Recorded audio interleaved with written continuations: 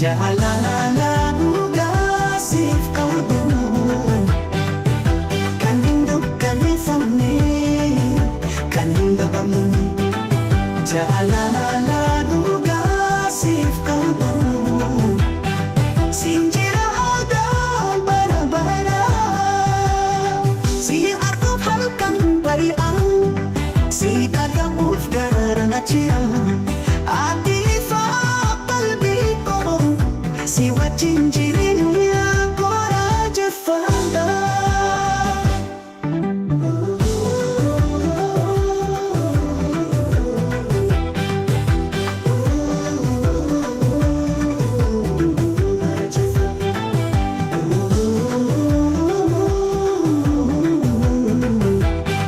Siin jira aadaa bara bara, si arguuf halkan bari'an, si dhagahuuf dararaan achi'an.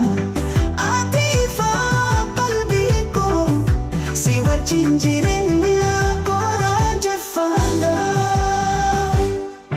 Jaalala dhugaasiif qabu